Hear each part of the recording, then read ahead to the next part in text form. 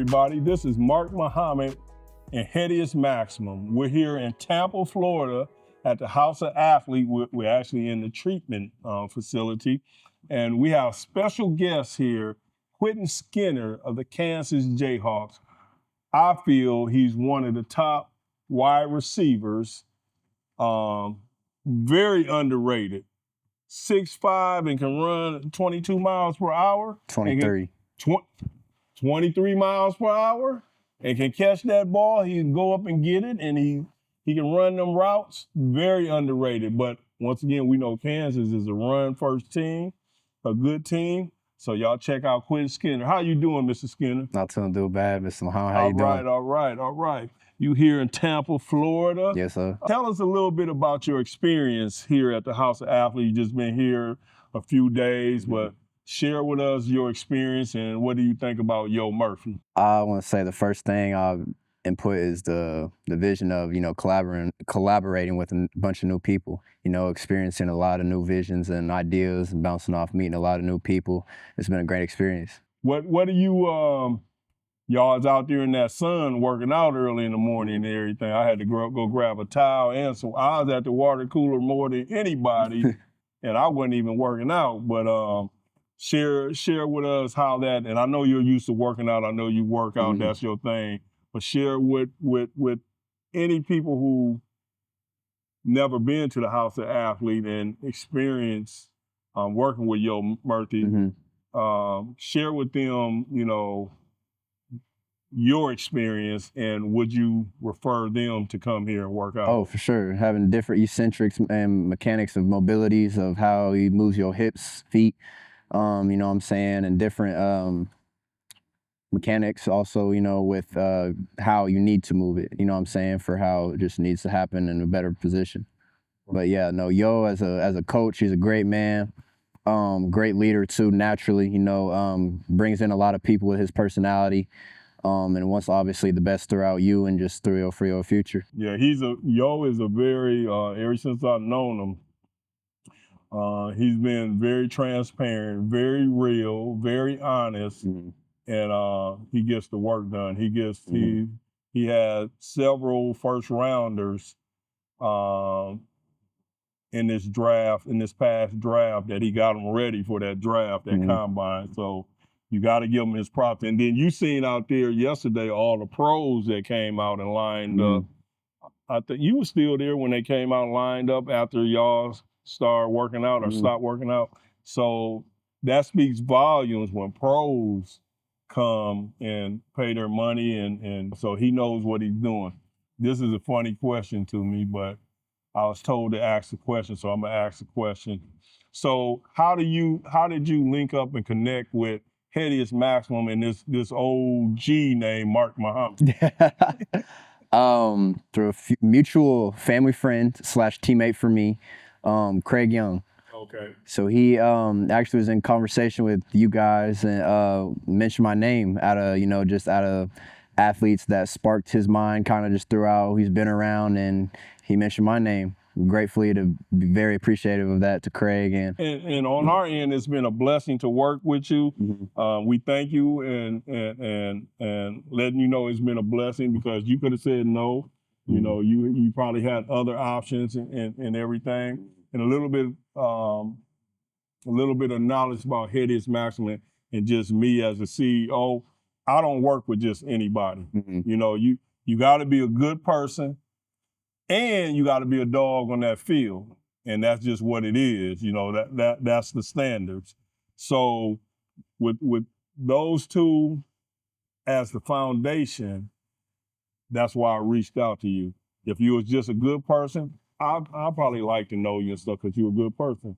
If you was just a good athlete, but you was a bad person, or somebody that had bad energy, right, I wouldn't have reached out to you. So.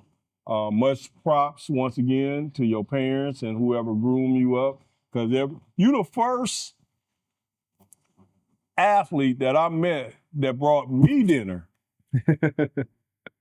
He brought me dinner, and I told my son, I said, that was a first for me that he brought me dinner and stuff. So thank you for that dinner. You can do it again if you want to.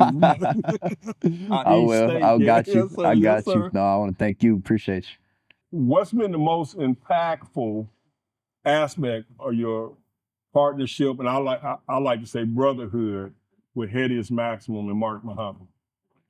I'll just say the opportunity, man. You know, I think that's probably maybe cheesy to some people to hear, but you know, at the Just tell same the time, truth. like it's just the fact that the gift to be able to be trusted, to be believed in. You know what I'm saying? So it's just the simple fact of having simple things like that. You know, I'd say to the partnership, the brotherhood, to be able to be where I'm at with you guys. You know, so And that's a two-way street. mm, That's a two-way street. So for you to believe in me and for you to partner with me or partner with HEADEUS Maximum, like I said, it's a blessing. So I understand what you're saying in that. And for you said a key word or a key phrase, for you to believe in me, because I'm just gonna put it out there. In today's culture, in today's society, and I see it shifting to be positive.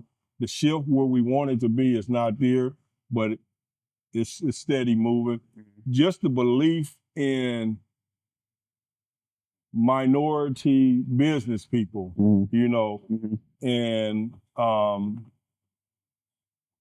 that's big. yeah, right. That's very big. Because one day you're going to be with me and you talk several times. One day you're going to be big. One day you're going to be that business person, that minority business person, and you want other people, not just because you're a minority, to believe in you, just because you're a person providing good services. Right. You know, what you don't want them to do is X you out because you are a minority. Right. You see what I'm saying? So I appreciate that, because here's what's ironic.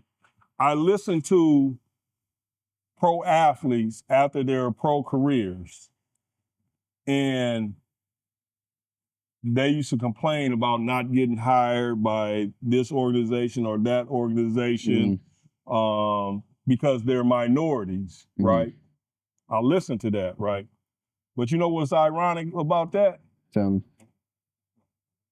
When they was coming out of college and minorities was trying to be their agent or their financial advisor, you didn't hire them.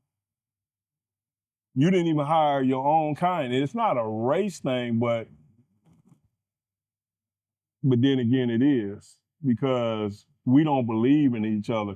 And I'm gonna say this, for any minority, whether it's a woman or any culture, not just Black, when we step up and provide services or businesses, we have to deliver. You see what I'm saying? We have to deliver. We can't short sell. We don't have no room to short sell each other and stuff. We have to deliver. If I say I'm gonna do this and this and this is for you, I gotta deliver. That's point blank. You know what I'm saying? And that's all I'm saying and stuff. And I'm not telling anybody to choose whoever because of a color or whatever. Right. I'm just saying don't X them out because of their color. Can you share a specific lesson or piece of advice that stuck with you from your visit with HEADEUS Maximum to Atlanta when we did a small Atlanta symposium, the little financial literacy group we had? Was there anything that stuck out to you that you can share with people? I mean, things that I've just grown up really just knowing in life throughout more, just connecting with people. You know what I'm saying? Bring the best version out of yourself to where it's gonna be able to, people can accept you or not accept you in the best situation you're trying to get yourself in. We're gonna speak this into existence because it's already evolving in that way. You will be an NFL player. So you will be blessed to earn money beyond probably any of your previous generations, right? What do money management mean to you? We talking about financial literacy. What do money management mean to you? Investment. You know what I'm Investment. saying? To a degree to where you got to know what you want to set yourself up for. Me personally, I was blessed greatly with my grandparents, mothers, and staff members at my university to implement to where I can already be ahead of that. You know what I'm Okay. saying? But having Okay. that kind of going in pretty determined and knowing Fort Worth where I need to do with it. So when we talk about and because me and you having this conversation, Mm-hmm. but it's for the listeners that's younger than you that Mhm. looks up to a Quinton Skinner, you Mhm. know what I'm saying? And when I think of money management, I'm thinking of investment, but I'm also thinking of saving it. I'm thinking about asset protection. Mhm. I'm thinking about the tax code, Mhm. you know, because the tax code, having people who know the tax code will determine how much money you save or keep or you can invest. Mhm. If you don't really understand asset management, Mhm. you can have money. That's like having a car, but you parking your car on the street. So your car is uh, um, liable for any kind of weather to come around. If it thunderstorms, Mhm. it's gonna thunderstorm on your car. If it snows, it's gonna snow on your car, whatever.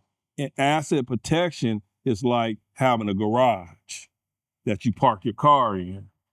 And all these storms still gonna happen, but they're not hitting your car. Yeah. That's what asset protection is. And like me and in a previous interview, when we talk about NFL contracts, Mhm. right? When you hear somebody has $40 million, they sign for $40 million, that's what their contract. Unless it's guaranteed, they're not gonna get that 40 million. And ain't nothing guaranteed in life. Ain't nothing guaranteed. Now, if they say it's guaranteed, they'll probably get the guaranteed part. But the rest of, let's say they got a $40 million contract. Let's say 10 million was guaranteed. So they got the 10 million. Now there's 30 million left over. That 30 million You're is gonna probably receive in gonna the back be, half. Mm-hmm. you're not necessarily gonna see it on the back half because most of it is like built into your incentives. Did you start? That's gonna be a determining factor. How many games you play, or how many snaps you work, how many passes you catch. Mm-hmm. Those are in your contract. So if they say, okay, I get $200,000 if I catch 35 passes. What happens if you catch 28 passes? Do you still get that $200,000? That's guaranteed in your contract? But when it's in incentive, it's not guaranteed. If it's incentive, it's saying if you catch 35 passes, you get $200,000. But if you don't catch 35 passes, how much of that $200,000 do you get? Mm. See, those are the part of the contracts that you need to be. You can front load your contract if you got a good agent who know how to front load the contracts. Let's say if you maxed out the contract and you got the whole 40 million, how much money you think you really get? So there have to be more X, Y's, and Z's. Ain't no way it's that more simple. No, I'm just saying that hypothetically, Mm. if you got $40 million, how much would you get? How much would Uncle Sam get out that $40 million? Oh, at least half. Yeah. That's what I'm saying. Yeah. But do you know it's athletes that think they gonna get the whole 40 million? I mean, yeah. I'll say before my sophomore year, I would think in my mind, yeah. And then let's say hypothetically, Uncle Sam got 20 million and you was left with 20 million. Okay, you know you're gonna spend some out of that because it's day-to-day cost. But let's say out of some of that you still had 18 million, and we're doing hypothetically, then that 18 million need to be in that garage protected, called asset protection. Because if it's not parked in that garage, them storms gonna come and it still can be taxed. Even though Uncle Sam took some of that, or Uncle Sam a gangster. Yeah, he coming to get your stuff, for real. See, we don't think like that because they ain't I gonna, do, they man. not What? gonna take, the tax codes are written for the rich. the tax codes are written for the business people. It's not written for normal people. See, a lot of us in our community, they might get, especially during COVID, they probably get $5,000 tax return. They think that ain't nothing. The tax codes that's why when you say the rich don't pay taxes, because the taxes are written for the rich people. But also you got to know where to go find them too, though. Just how like we know, how you know that, and I know that, how we find out.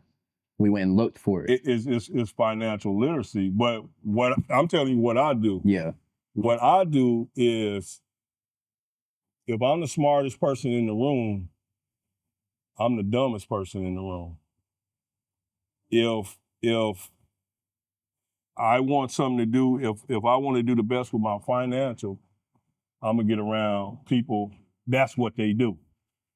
You see what I'm saying? Yeah. And that's where I learn from. And I know that, you know, me and you talking the same language. That's what I learn from, is people who smarter than me. You know, I ain't trying to, you know, as a football player and you working on your craft, how much time you really gonna have to do all that? Hopefully a lot. You just, if you take your time to, if you really, not to learn it, I'm talking about. Oh, just to do it itself? Yeah, just to do your. Yeah, hopefully you either got to hire one and pray with your wife for one. That's what I'm saying. Yeah. All I'm saying with that is, whoever it is, just make sure they trustworthy. Make sure you do your homework on them. And because here's the thing, as an athlete, everybody done research you. Yeah. They don't research you. Yeah. But have you really researched them? See? Facts. And here's the thing, here's where athletes run into a problem at. They only have a short time to pick their service, whether it's an agent, financial person, or whoever, right? But that agent, that financial person probably had 2 years to research you when you had a short time to research them. And some people don't even know how to research or the questions to ask or what to look for. Right. So that's part of financial literacy and everything. And I can get to talking. The reason why I'm passionate about it is because I done seen some friends of mine who came into millions and they don't got nothing now. And now it's the lack of financial, you know, literacy. Yeah. So that's why I'm passionate about it. Let's flip back to when we visit you on the campus of Kansas. And I like that visit. Matter of fact, since we started doing interview, you was the first interview I ever done. And we talking about financial literacy. The reason why I did the interview, because I was too cheap to hire anybody to do the video. So I saved money. No. Tell us a little bit about that tour when you gave me a tour and who was with me through the campus. Because one thing I noticed, once again, I said this on the last interview, I knew people loved you. I knew people, you was good for their community. You are good for their community. And that's good for the NFL scouts to hear, because how many times they drafted somebody that can play but was really bad for the locker room or bad for the community. So share with me, share with us your experience in taking us around. And yeah. I wanted to mix you guys in kind of like what I was first introduced to as a freshman coming there, and kind of what I was mixed into the current, like, the opportunity and situation I was in at that moment when y'all were first there. Showed you guys downtown, kind of the little life scene of how everyone outside of school is and around there, and then even the insides too. Brought you around a lot of people. My academic advisor, shout out to Stephen Carberry, shout out to Taja. Brought you around my nutritionist staff, Stacy Potter, Katie O'Connor. Shout out to you guys. Trying to think who else y'all guys met. Took you guys to Allen Field House. I know y'all enjoy seeing the basketball stuff. Brought you guys to the indoor. see a little bit of facility and stuff, and seeing kind of the new vision of the new stadium being built, obviously with construction and stuff, kind of, and then the campus life, guys brought you around some of my players and some of the, moments that was going on around there a little bit. But yeah, I kind of just wanted to involve you guys, just kind of what I kind of look like, just around on a day-to-day kind of basis. It was fun. I liked it. One of the most interesting parts of the tour that I like, I loved it all because I got a feel for what you do and just the energy around there. But what I like was going to your apartment. Yeah. And what was interesting, who was your roommates. And what was more interesting than that was y'all got a gaming room set up. Yes, sir. See, I might have flunked out of college, with that gaming room y'all had set up. It's heavy on you, but it's good enough. It seemed relaxing. It seemed therapeutic. Yes. And I felt, and matter of fact, when we was leaving, I really wanted to stay. It's a little comfy home feeling. Yeah. It's definitely a comfy home feeling. Yeah, having those two dudes around me, man, living Cornell Wheeler, our linebacker, and Jalen Daniels, quarterback. Big shout out to those two dudes, man. Those are my best friends, man, up there. Obviously, I got a lot of best friends up there, my teammates, but living with those guys, that made me a better man. Truly to say that. To bring the best out of me also too, but also to have two dudes to depend on to where I can, go for advice, go for, trust, everything that comes down to living with somebody, you know what I'm saying? And a lot of people have asked me, why don't you get a crib here with NIL, do all stuff going by yourself now? Like, I don't know, man. I've been with them boys for years to where I need them. Yeah, you know what I'm saying? I need them boys. So definitely having them, it's been a great blessing. And then the gaming room setup was actually all of our ideas. So I'm gonna shout out to my boy Kevin Terry, man. That was one of my other best friends that lives at the university. He was wide receiver there, graduated. He used to live with us at our old crib. And, he moved on with life with his girlfriend and stuff. And so he moved out. We were like, bro, what are we gonna do for our fourth room now? Because we went into an apartment with the idea like him possibly living with us, him possibly not. You know what I'm saying? So, and we didn't really know anybody else that was kind of looking for a house or whatnot. So we had the plans of moving in. We're like, no, let's make this room a game room. But at the same time, we're like, we have a living room, but it's like, that's kind of like where the rest, like teammates come over, chill, everything. I mean, not to say that they can't in the game room, but it's kind of just more enclosed space.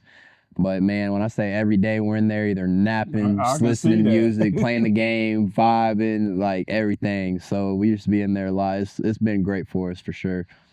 So who's good at what game? Who's the man at what game? Or see, you set me up for failure now, Muhammad. JD and Nell can go back and forth. Me personally, I don't be on the game too much, and that may be hard to believe or whatnot. Like, I don't know. When I was younger, I definitely was on it heavier with a lot of the crew dudes, you know what I'm saying, with the guys. See, I be getting on the game for like nostalgic kind of purposes, you know what I'm saying? Obviously playing the game, of course, but like another reason I don't get on the game, I'm not too good. I'm good enough, you know what I'm saying? I can compete. I'm gonna make him compete, but level. But man, JD and Nell will be on that game. 2K, I'm gonna give it to JD and 2K. I haven't played Nell in 2K though also, so. Madden, now JD, me, and Cornell have had a Madden league of like tournaments, all that. And JD and him are pretty even. They pretty even, so kind of just pick of the litter what day it is or whatnot. Call of Duty, I don't know. They both terrible at Call of Duty. I'm definitely saying they can't shoot nothing. No.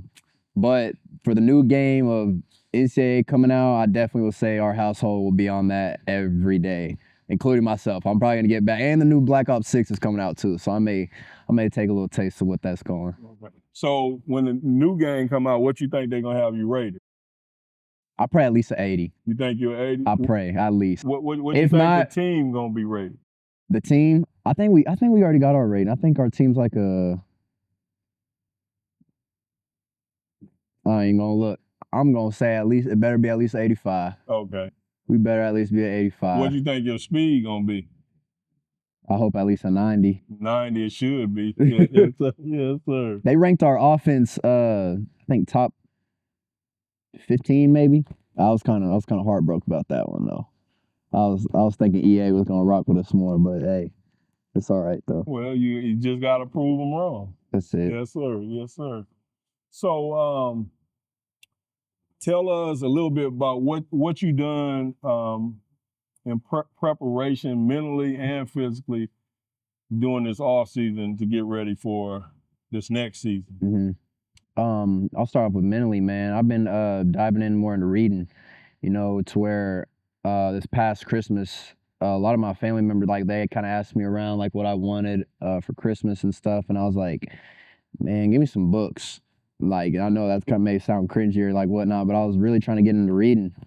So I finished so far 2 books of the collection of Robert Greene's Laws of Power. Yeah. So that's been pretty good to me.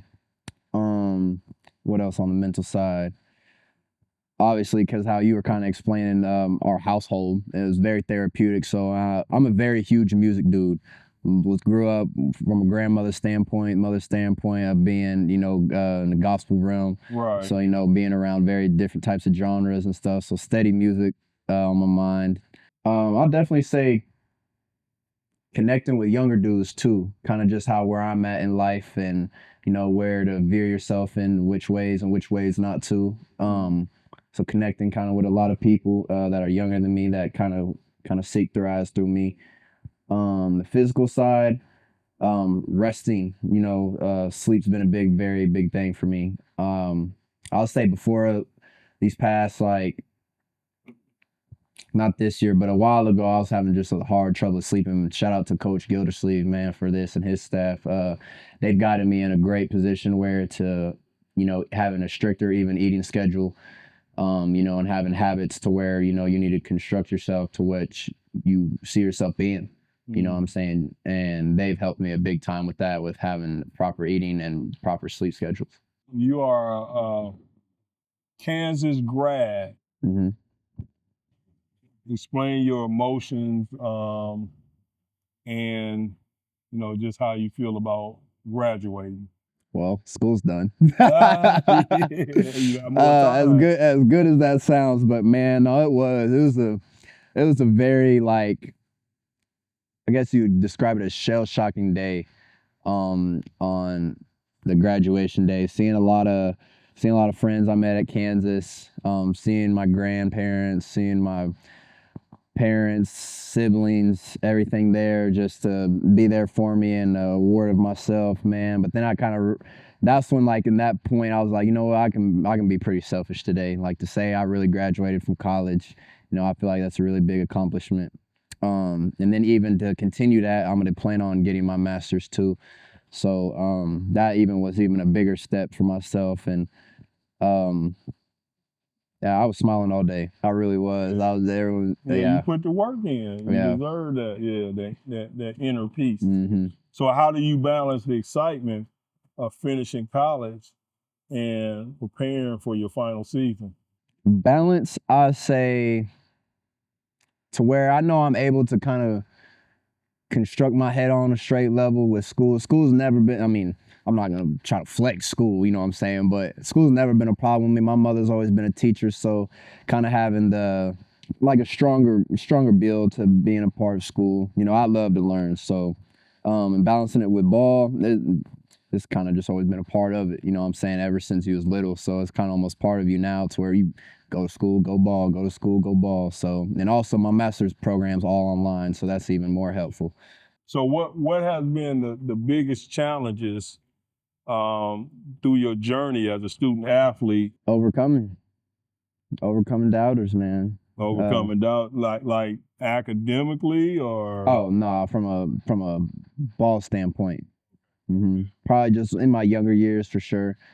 You know, with me being like a lower recruit coming into the university, a lower end scale in high school, you know what I'm saying? So just overcoming, continuing to really just still believe in what I need to, and having a heavy heart and a heavy mind on my focus. And when you say overcoming doubters, so because this is what I didn't know about you, and that's on me because I needed to do my research even better. Mhm. You was a walk-on. Mhm. I didn't know that when the first time I met you because when I first came aware of you, you was balling to me. So I never imagined you walked on. Mhm. So just that journey from a walk-on Mhm. to where you are now, about to go to the NFL, explain that journey because when you say doubters, it was doubters from Right. the start. So Mhm. just explain that. Coming through high school, man, I was mainly recruited as a DB. So my sophomore year, my first ever high school play was an interception. My sophomore year, What you was playing? DB. I was playing DB? corner. Okay. All right. I was. Oh yeah, I was like five. I was maybe like 5'9", 5'10", like 150 And what grade pounds. was you in? Sophomore, 10th grade. Okay. Yep. So then after that, finished through my sophomore year, that's when I kind of hopped on the recruiting scale of colleges. Schools like Oklahoma State, Iowa State, Oklahoma, Arkansas, and Texas Tech. All those schools were visiting like game days, type of thing on Saturdays, type of vibe, but no offers. So come around my junior year, me and moms hit the road and camp heavy, you know what I'm saying? Invite here, invite there, whoop de whoop. Shout out to her, man, for doing that. I don't think I've ever talked about that enough, but we hitting the road from all the South to the Midwest to Missouri to, schools that are kind of just blowing the Twitter at that point, you know what I'm saying, type of thing. Because, whatever chance I got, we went with it. Right. So, boom. And camps, I'd go back and forth, receiver, DB. They would have me do both or whatnot. So going into my senior year, I got a call from Les Miles and Emmett Jones. And that they're highly recruiting me, kind of just seeing where my scales go of where Jones wanted me as a receiver. And this is the first school that ever just primarily wanted me as a wide receiver. So then I'm thinking to myself, all right, man, it's last year, going into senior year, this is it, you know what I'm saying? So sadly, my third game, I tear my ACL. So at that point, I only had maybe like 4 JUCOs and like maybe a couple. So once you did that, a lot of teams jumped off you? Yes and no. So gratefully, Coach Jones had still an opportunity for me he still wanted me to come play at KU. And, I took that shot to where him talked to Les Miles about it, and they're like, if you who you is, we gonna give you that opportunity. It greatly worked out to where I think a few months later, or I think like maybe when it was maybe a few weeks later, I committed and saw like all the recruiting class getting in there and was grateful to join a bunch of dudes now to say that they my best friends and communicated all with them before we even got up there. Meeting a lot of dudes before getting up there, and it worked out great so far. So when you went to KU, they didn't offer you a scholarship? After my first year. After your first year? Mm-hmm. So you just went out there on this confidence in yourself that you was gonna win a scholarship. Okay. And just moving forward from that, I really think, and what I know about sports and life, period, the reason why y'all have a winning team, and more so now NFL teams or scouts are looking at your team and not just one player, multiple players, is because y'all have a good culture. I watch how y'all interact with each other, and it feel like real brotherhood, and that's big because every team don't have it.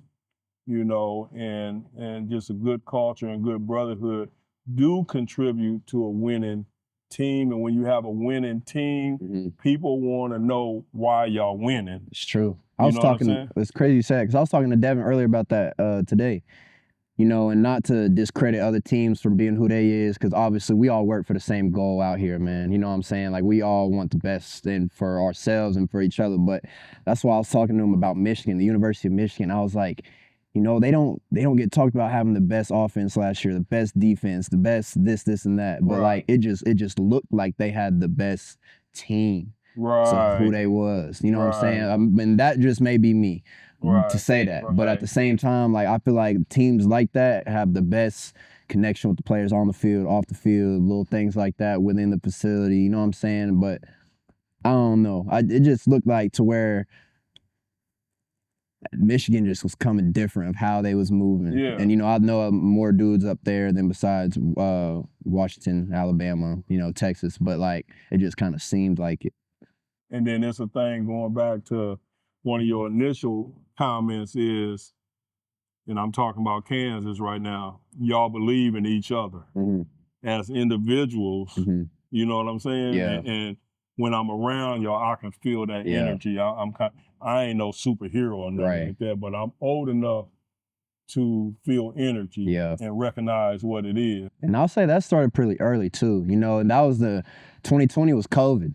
You know what I'm saying? That was our all freshman year. So, you know, we all kind of didn't really get to go to every team meeting. We didn't get to, you know what I'm saying, get to do as many OTAs in the summertime as we needed to or during winter break. So, like, I try to connect myself, me personally, through multiple different guys, from linemen to safeties to linebackers to obviously the receivers, but running backs, kind of just gelling, you know what I'm saying? Trying to really connect with dudes on a personal level to be like, at least from me, orchestrating myself with y'all to try to show my personality to who I am as a person to where, you know, you're going to trust me enough on that field too. You know what I'm saying? Even outside to where like y'all really know who I am. And I think that really started really early for guys in my class that now like where we at. And I'll definitely say it helped us. Once again, I'm excited about the seeing Kansas out there this year. I'm excited on the offensive side. Devin Highshaw, the quarterback, Jalen, you and the other two receivers. That's gonna be nice. And then on the defensive we got end, multiple more. Yeah, and then on the defensive end, I'm just gonna keep it real.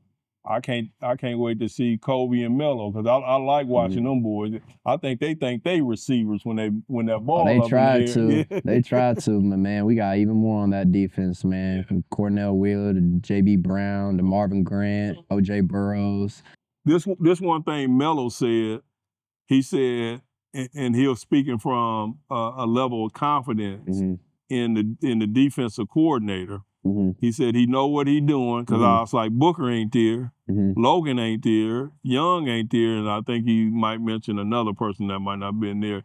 And he said we're gonna wait and see what the D coordinator, because he know what he doing. He know how to put his pieces in place and play. So that's exciting to hear right there. And we also gained as a new offensive coordinator. Oh, y'all did? Jeff Grimes. Okay. Now, what's the difference between his philosophy and the old OC philosophy and moving that ball, moving them chains? You know, he has very similar pieces, I'll definitely say, but I'll say with the fact of him emphasizing bringing your best character and your personalities within your game to the whole offense. We call ourselves the X Factors.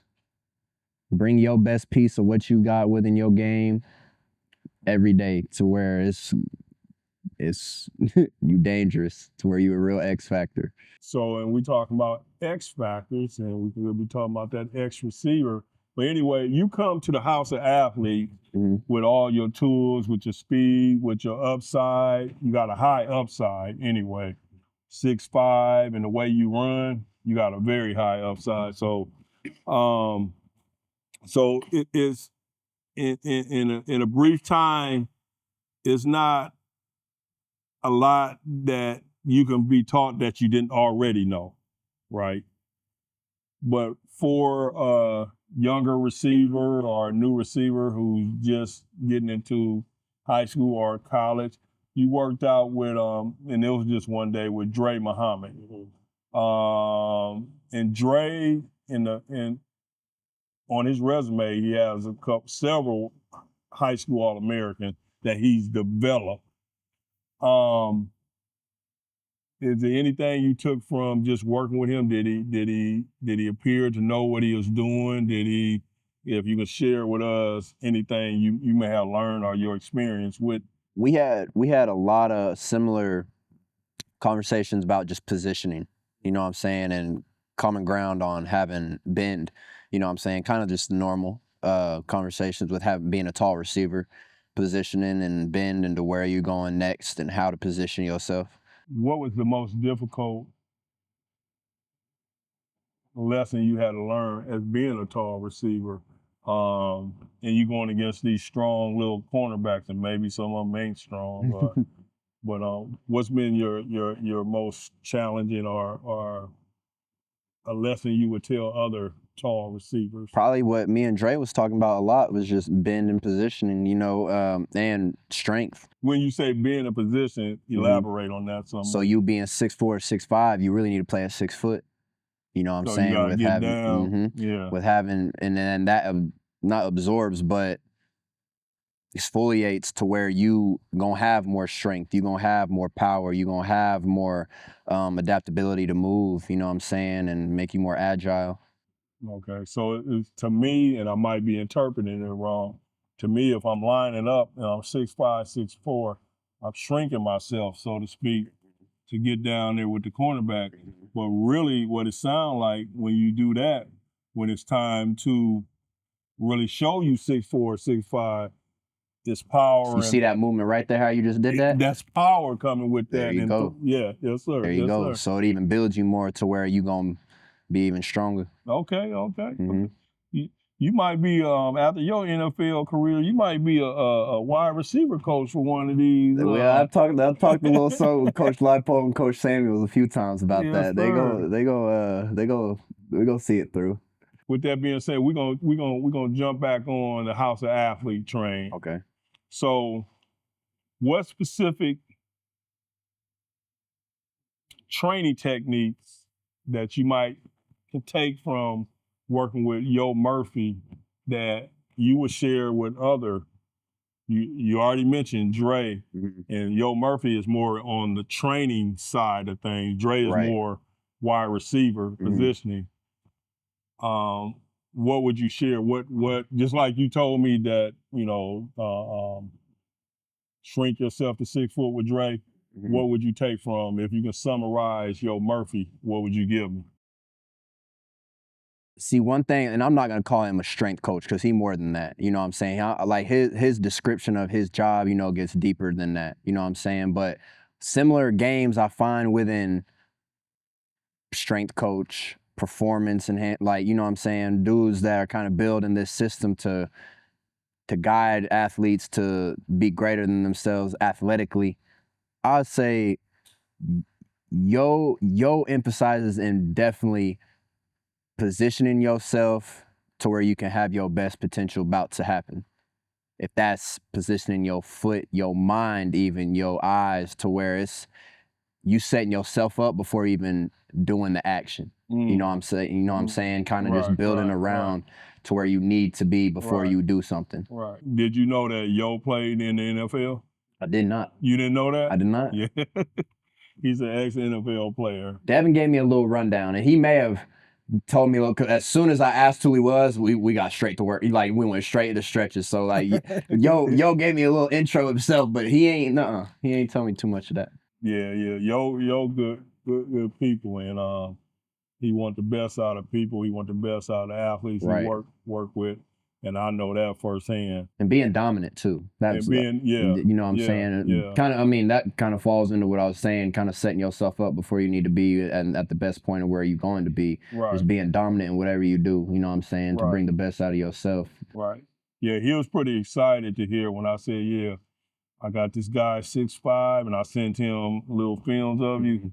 He was like, wow. He was like, he got a big upside. No, shout out Yo, man. To be 6'5" and to run how you run like a reindeer. You know them deers that when you driving on this country road and they just jump over the car and stuff and stuff. That's how you run. So and that's actually what Dre said yesterday. Dre was like, you run track? I was like, yeah, before. He goes, I can tell. Yeah. And the drill Yo had y'all doing over I don't know what the mini hurdles. The mini hurdles. I just was looking at you. I was like,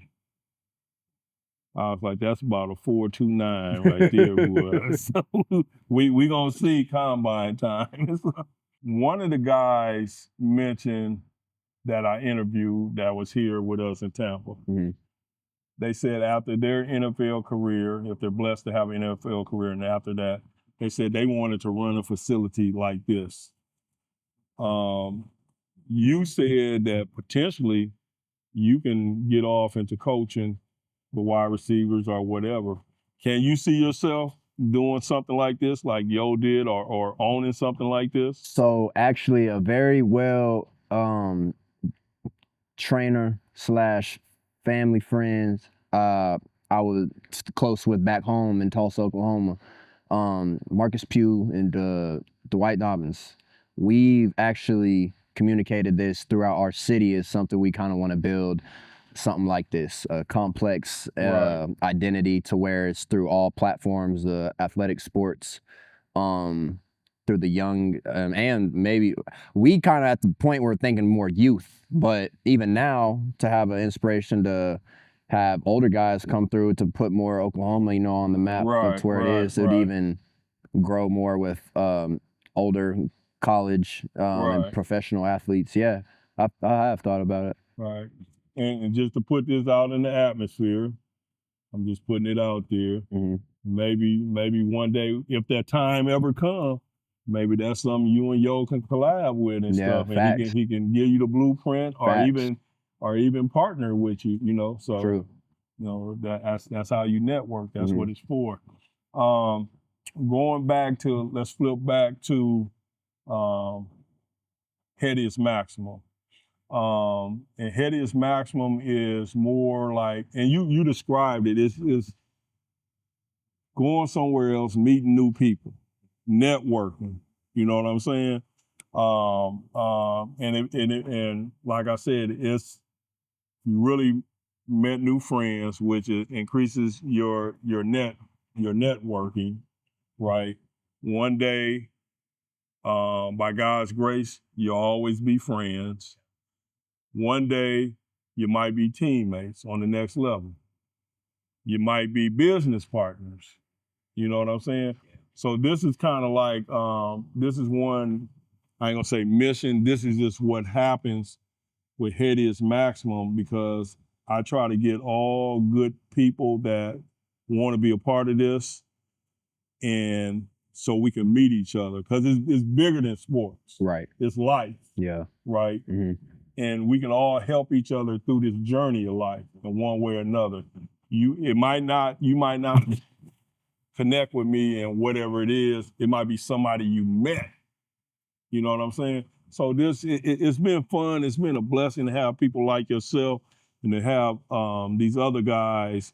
And what I get out of it is just to watch you guys be brothers to each other. Yeah. That gives me a lot out of it. Share with this is about Quinton Skinner. Share with the world, the universe, the NFL scouts and front offices, why should I draft you? And it ain't about you being arrogant. Speak your truth. From coming from being doubted to a good student athlete to a great athlete and somebody that's good for the community. I already said why they should draft you, didn't I? So I'm gonna let you say it, put it in your words. I don't want to ever be compared to something, but I think for the sense of love I have for people, football, and to what's to come next, to the future of what I love to see, I think it's for the reason of that. The love of me being in the presence of the future, ball, and what's to come. You know what I'm saying? So it's me loving the game. I don't think no one can love as hard as I do. Do that love translate over to your work ethics? and For sure. how you prepare for your craft? For sure. But even outside of that, like with people, I think that's where my love kind of connects more through. Yeah. Yeah. Like to where like if I maybe wasn't 6'4", you know what I'm saying, lengthy, athletic dude, like I think me to be able to have a connection through people, like people maybe almost think how I may preach, you know what I'm saying, type of thing, like to where it's, I try to just be not intentionally inspirational, but to where I can build a bond with people to know how much I care. Yeah. Yes, sir. You're a people person. Yeah. Okay. What do you okay, we talked about training facility. Mm-hmm. What do you see you doing with and for your community when you're able to, when that time comes? Mm-hmm. Someone to believe in, you know what I'm saying? Not even the kids, but even to the kids' parents, to where it's a trust factor and to someone knowing that they're believed in too. You know what I'm saying? To where to inspire, you know what I'm saying? To grow, to inspire. Is there any other thing you might want to say, you might want to share with the audience? I'll go back to saying the same thing again. Thank yours first, man. You ain't here without your God, and you got to thank God for the situations, the good, the bad, everything that you brought up in. You know what I'm saying? Only thing that's going to get you out is yourself and him. You know what I'm saying? Speak on that too. Right. To where you want the best for yourself and whatever you need for your future. I want to shout out to my family members and thank you for everything y'all done for me, from my grandparents, parents, siblings. I'm naming them too. Name them. Put it out there and say it loud. Shout out to my with your chest. shout out my father, Reggie Skinner. Thank you for building me into the man that I've been. Shout out to my mother for raising me, Jamie. Shout out to my two big sisters, Jasmine and Asia. Shout out to my two little brothers, Malachi and Michaela. And shout out to my little sister, Madison. Shout out to my cousin, DeAndre, for being a big brother to me in my life. And, you know, there's multiple more I can shout out, man. Right. Continue to keep going and going. University of Kansas. Man, shout out to University of Kansas. Shout out to my boys. Shout out to my coaches. Shout out to academic staff, training staff. Man, just thank yours, man. Just thank God and smile, man. And keep talking about it. Keep growing through others too, man. This world it's already hard enough. You know what I'm saying? This world is very hard, and to where you got to build the best out of everybody. You got to want the best for everybody.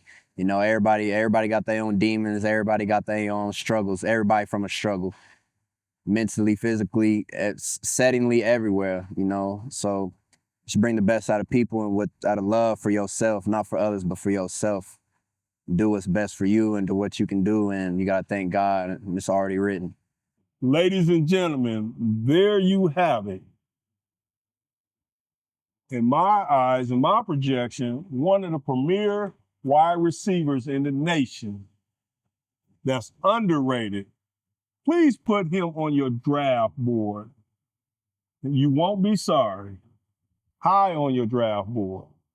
He's probably already on your draft board, but put him a little bit higher because he's worth the investment. He's a good people for the community.